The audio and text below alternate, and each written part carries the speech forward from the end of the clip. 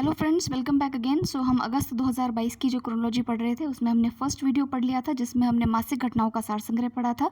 अब हम second video पढ़ेंगे जिसमें कि हम अंतर्राष्ट्रीय परिदृश्य को पढ़ेंगे, यानी कि इंटरनेशनल न्यूज़ को पढ़ेंगे। फ्रेंड्स, फर्स्ट जो न्यूज़ है वो आपकी WHO को लेकर के है कि जो वर्ल्ड हेल्थ ऑर्गेनाइजेशन है उसने मंकी पॉक्स को जो है एक वैश्विक आपातकाल जो है वो घोषित कर दिया है। तो मंकी पॉक्स जो है आप जानते हैं कि इसमें हाथों पे और पूरी बॉडी पे जो है एक पैचेस टाइप के जो है वो सिम्टम्स देखने को मिलते हैं। और ये जो बीमारी है ये एक जूनोटिक बीमारी है। जूनोटिक का मतलब क्या होता है कि जो कि जानवरों से बेसिकली जो है वो फैली है। तो ये हालांकि अभी जूनोटिक भी है लेकिन इंसान से इंसान में भी जो है इसका ट्रांसमिशन होता है। तो ये कम्युनिकेबल डिजीज़ है लाइक कोरोना। और इसमें देखिए कि 75 जो देश हैं उनमें 16,000 से ज़्यादा जो मामले हैं उनकी पहचान जो है वो मंकी पॉक्स में की गई है।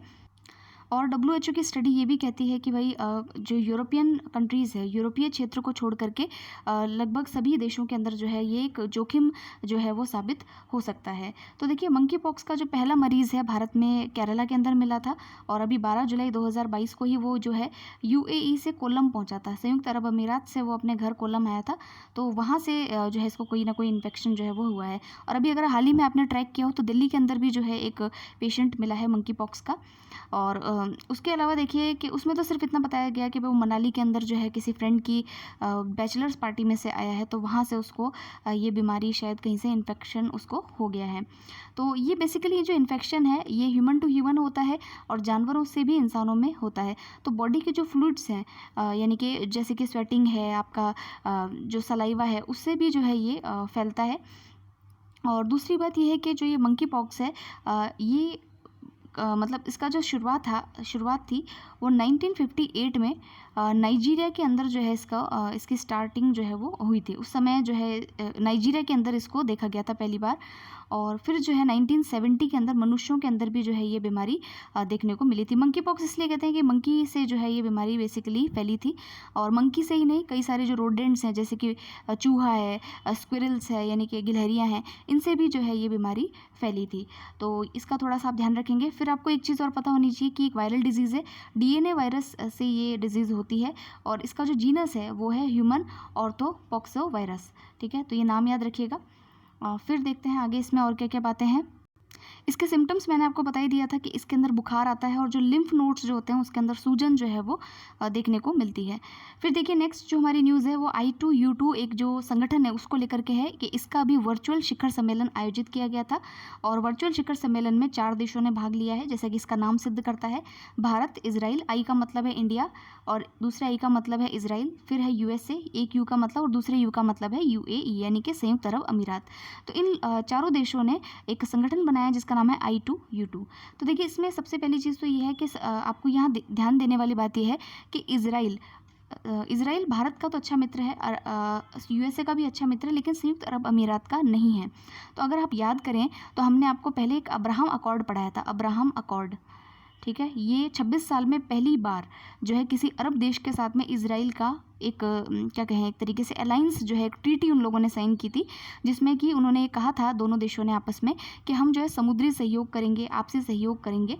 तो उसके लेकर के 26 सालों बाद में सहमत हुए हैं। तो अब्राहम अकॉर्ड के बाद में ही जो संयुक्त अरब अमीरात है और इजराइल है वो एक साथ दूसरे मंच पर साथ में आए हैं। ठीक है, तो ये जो है इसका उद्देश्य क्या है, इस पूरे ग्रुप को बनाने का उद्देश्य है कि जो आपकी मैरीटाइम सिक्योरिटी है, मैरीटाइम का मतलब होता है समुद्री सहयोग जो है वो किया जाएगा, जो आधारभूत ढांचा है यानी कि इंफ्रास्ट्रक्चर है उसको बनाया जाएगा, फूड सिक्योरिटी, खाद्य सुरक्षा जो है उसको लेकर के चारों देश आपस में सहयोग करेंगे। तो ये सारी बातें जो है इसमें कही गई है। अब देखिए, इस ग्रुप का एक नाम और है, इस ग्रुप को जो है वेस्टर्न ग्रुप जो है उसके नाम से भी जो है वो जाना जाता है, यानी कि पश्चिमी कहाँ लिखा है भाई, पश्चिमी ग्रुप जो है उसके नाम से भी इसको जाना जाता है, या जिसको आप ये कह सकते हैं कि पश्चिम एशियाई क्वाड जो है वो भी इसको कहा जाता है। क्वाड के बारे में तो आप जानते हैं, क्वाड का मतलब होता है 4 देश और उसके अंदर 4 देशों में भारत है, अमेरिका है, जापान है और ऑस्ट्रेलिया है। तो इसको पश्चिम एशियाई क्वाड कहा गया है क्योंकि इसमें पश्चिम एशिया के भी 2 देश जो है वो इसमें शामिल हैं। ठीक है, तो इसको पश्चिम एशियाई क्वाड कहा गया है। अब्राहम अकॉर्ड के बाद में इजराइल जो है पहली बार जो है अरब देशों के साथ सहयोग को लेकर के आगे बढ़ा है। तो अब देखिए, इसका पहला वर्चुअल सम्मेलन हुआ जिसके के अंदर इजराइल के प्रधानमंत्री है येर लापिड, अमेरिका के जो बाइडन बाइडेन राष्ट्रपति, और ये दोनों तो यरूशलेम के अंदर ही इन्होंने जो है एक साथ बैठ कर के इसमें भाग लिया है, जबकि भारत के प्रधानमंत्री और जो यूएई के जो राष्ट्रपति है मोहम्मद बिन जायद, इन्होंने वर्चुअल तौर पर जो है इसमें शिरकत की है। फिर देखिए अभी इसमें क्या क्या बातें हुई है वो देख लेते हैं। इसका विषय जो था वो था खाद्य सुरक्षा संकट और स्वच्छ ऊर्जा। तो दोनों के लिए ही इन्होंने कार्य किया है। जो संयुक्त अरब अमीरात है उसने, आप जानते हैं संयुक्त अरब अमीरात हमारे कश्मीर में भी जो है काफ़ी ज़्यादा इन्वेस्टमेंट उसने जो है वो किया है, उसको लेकर के सिग्नेचर्स जो है वो साइन हुए हैं। और अभी जो है इस I2U2 के सहयोग से यूएई यानी कि संयुक्त अरब अमीरात ने कहा है कि हम $2 बिलियन जो है फूड पार्क विकसित करने के लिए देंगे। फूड पार्कों से क्या होगा कि हमारे देश में खाद्यान्न की जो प्रोडक्टिविटी है, जो उत्पादन है वो बढ़ेगा। खाद्यान्न की जो सिक्योरिटी है, फूड सिक्योरिटी जो है, खाद्य सुरक्षा है, उसको लेकर के जो है काफ़ी कार्य किए जाएंगे। अगर हम यहाँ पर देखें कि फूड पार्क जो है उसको बनाने के लिए $2 बिलियन अमेरिकी डॉलर जो है उसका, $2 बिलियन अमेरिकी डॉलर जो है उसके निवेश की बात की है यूएई ने। उसके अलावा यहाँ देखिए कि गुजरात के अंदर एक हाइब्रिड नवीनीकरण ऊर्जा परियोजना जो है उसको भी बनाया जाएगा, जिससे कि भारत का जो एक नॉन फॉसिल एनर्जी की तरफ जाने का जो सपना है, जो उन्होंने एक टारगेट अपना पंचामृत टारगेट जो सेट किया था, उसको कंप्लीट करने में भी भारत को काफ़ी सहायता मिलेगी। तो यह जो परियोजना है जो कि गुजरात में पूरी की जाएगी, एक हाइब्रिड नवीनीकरण ऊर्जा परियोजना, ये 2030 तक जो है 500 गीगावाट गैर जीवाश्म ईंधन क्षमता जो है उसके लिए जो है वो कार्य करेगी। तो ये सारी बातें थी भाई I2U2 को लेकर के, तो ये इंपॉर्टेंट है, ये आपको ध्यान रखनी है। फिर देखिए एक छोटी सी न्यूज़ है ACI को लेकर के, एयरपोर्ट काउंसिल इंटरनेशनल को लेकर के। तो नाम से सिद्ध है कि एयरपोर्ट्स को जो है ये रैंकिंग देगा। तो इसने जो है world airport traffic data set बनाया है अपना, कि भाई कहाँ पर कितना ज़्यादा जो है एयरपोर्ट ट्रैफिक है। तो उसके अंदर अगर हम देखेंगे तो 180 जो देश हैं उनके हवाई अड्डों को इन्होंने जो है कैलकुलेट किया है, भाई कहाँ पर जो है सबसे ज़्यादा लोग आते जाते हैं, सबसे ज़्यादा ट्रैफिक कहाँ पर है। तो यहाँ आप देखेंगे कि टॉप 5 में जो है अमेरिका के ही हवाई अड्डे आते हैं। ठीक है, तो इसमें देखिए कि जैसे कि अटलांटा है अमेरिका का हवाई अड्डा, उसके अलावा जो है डलास फोर्ट वर्थ है, डेनेवर का है, शिकागो का है, लॉस एंजल्स का है। तो ये पांचों जो है वो अमेरिका की ही इसके अंदर टॉप 5 रैंकिंग में है। भारत की अगर बात करें तो भारत 13th स्थान पर है, 13वीं पोजीशन पर है, और उसमें भी दिल्ली का जो इंदिरा गांधी जो आपका अंतर्राष्ट्रीय हवाई अड्डा है उसको इसमें जो है वो इंक्लूड किया गया है। एक चीज़ और ध्यान रखिएगा फ्रेंड्स कि ये जो आपका ACI है यानी कि एयरपोर्ट काउंसिल और इंटरनेशनल है, इसका जो हेडक्वार्टर है वो मॉन्ट्रियल कनाडा के अंदर है। मॉन्ट्रियल एक शहर है वहाँ का, कनाडा में, वहाँ पर जो है इसका आपका हेडक्वार्टर है। फिर देखिए नेक्स्ट न्यूज़ क्या है कि जो भारत है उसने, ये काफ़ी पुरानी न्यूज़ है वैसे, जो है मई में भी इसको जो है इस न्यूज़ को मैंने पढ़ा था कि जो भारत है उसने UNRWA यानी कि जो United nation relief work agency है, जो कि पैलेस्टाइन यानी कि फ़िलिस्तीन के जो रेफ्यूजीज़ है उनके लिए कार्य कर रही है, उसको $2.5 मिलियन अमेरिकी डॉलर का योगदान दिया है।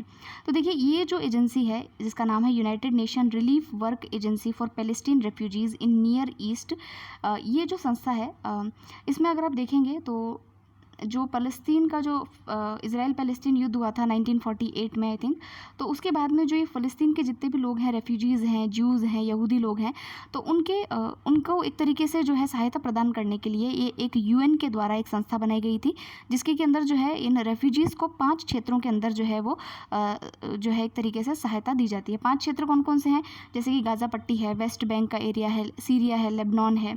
तो यहाँ पर जो है इनको रिलीफ वर्क जो है वो किया जाता है। तो इसी संस्था के अंदर भारत ने जो है अपना $2.5 मिलियन का जो है वो योगदान दिया है।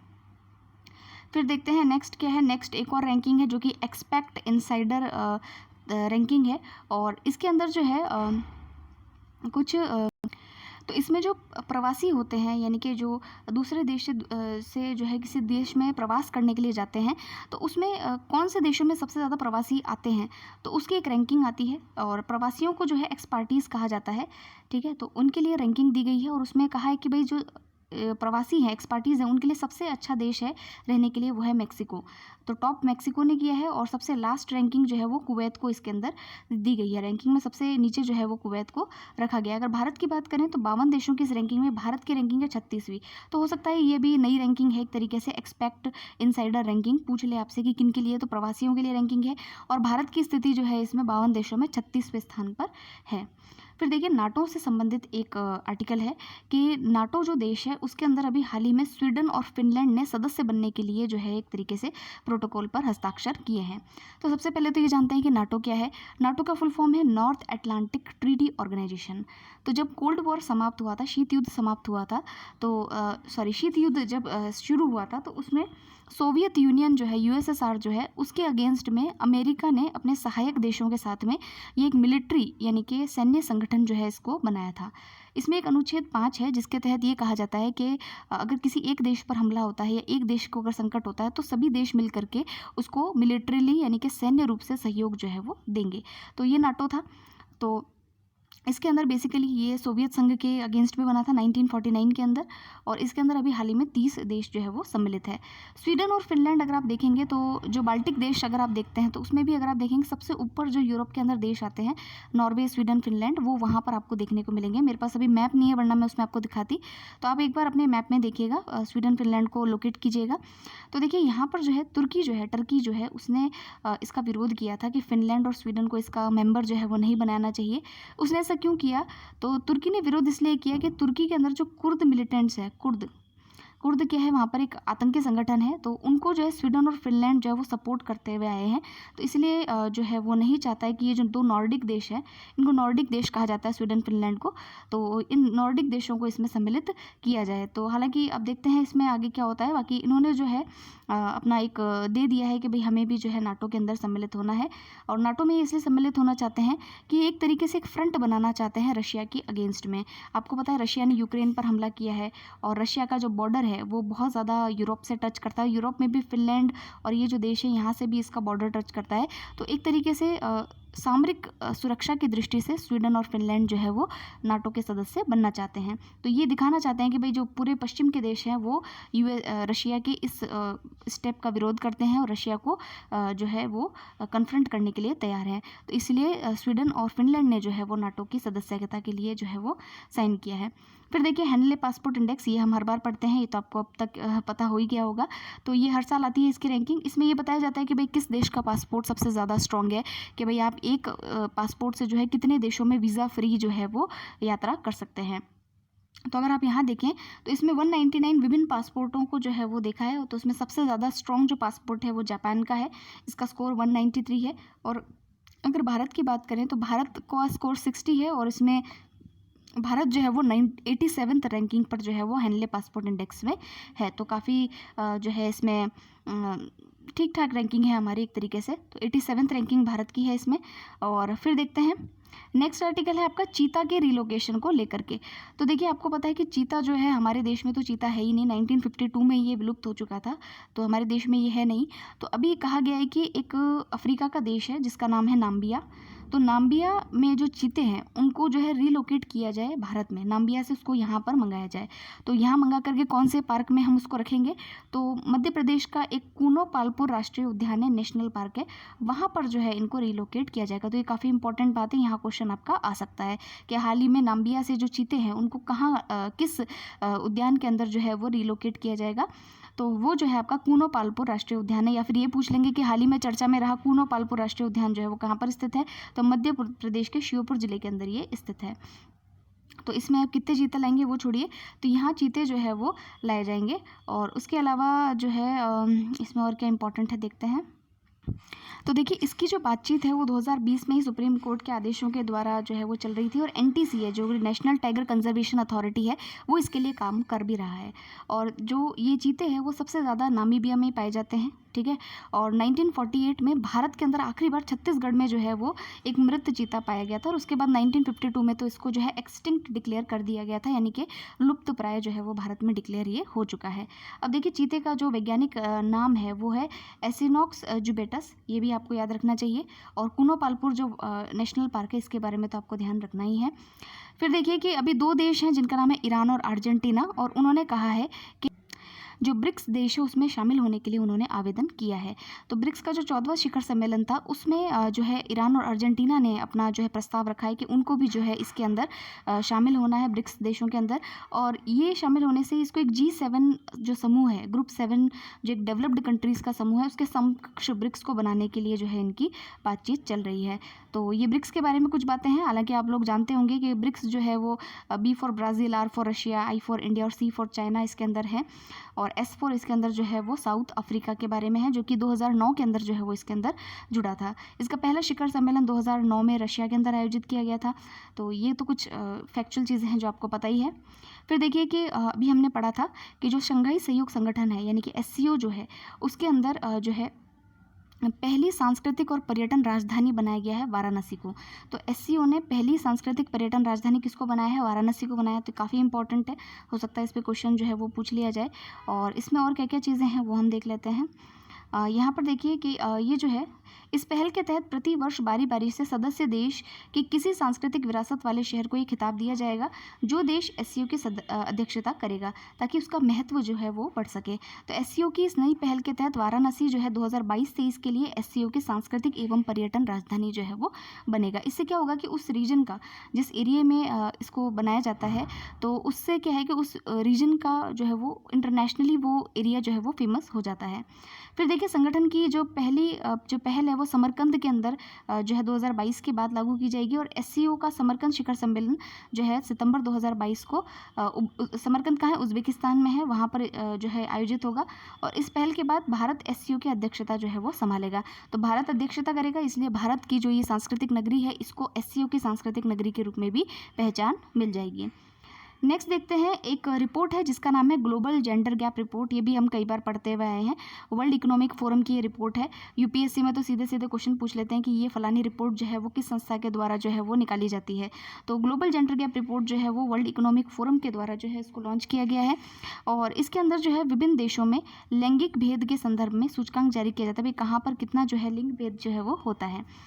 तो अब इसमें देखिए कई सारे आयाम हैं इसके, भाई शिक्षा है, स्वास्थ्य है, उत्तरजीविता है, लाइवलीहुड है, सशक्तिकरण है, राजनीतिक सशक्तिकरण है। इन सब को लेकर के इसका मूल्यांकन जो है वो किया जाता है। अगर हम देखें इसमें सबसे जो जेंडर गैप रिपोर्ट में फर्स्ट आता है वो है आइसलैंड, फिर सेकंड आता है फिनलैंड, थर्ड आता है नॉर्वे। इन देशों के अंदर जो है वो कम भेदभाव जो है वो देखने को मिलता है। अगर भारत की स्थिति देखें तो 146 देशों में भारत की रैंकिंग 135वीं है, जो कि काफ़ी जो है नीचे है। ये रैंकिंग काफ़ी शोचनीय रैंकिंग है। और इसके तो कारण आपको पता ही है कि हमारे यहाँ पर जो है जेंडर गैप वैसे भी जो है वो ज़्यादा देखने को मिलता है। और इसमें राउंड अप में देखते हैं कि कुछ काम की खबर है क्या। तो देखिए ये जो एक समझौता साइन हुआ है भारत और ब्रिटेन के बीच, और उन्होंने कहा है कि भाई हमारे यहाँ पर जो शैक्षणिक डिग्रियाँ होती हैं तो उनको हम जो है वो मान्यता देंगे। तो एक दूसरे की जो डिग्रीज़ है उनको मान्यता दी जाएगी, जैसे कि A स्तर और उनके समान अंडर ग्रेजुएट व पोस्ट ग्रेजुएट की डिग्रियाँ जो है उनको मान्यता दी जाएगी। और इससे जो है भारत और ब्रिटेन में जो छात्र हैं उनको यूनिवर्सिटीज़ में दाखिला लेने में जो है वो आसानी हो जाएगी। तो ये थी हमारी आज की इंटरनेशनल न्यूज़। और नेक्स्ट वीडियो में हम पढ़ेंगे नेशनल न्यूज़ यानी कि राष्ट्रीय परिदृश्य को। सो आप चैनल के साथ बने रहिएगा। आपके जो भी फीडबैक हो आप मुझे कमेंट सेक्शन में ज़रूर लिखिएगा। तो मिलते हैं नेक्स्ट वीडियो में। Thanks for watching.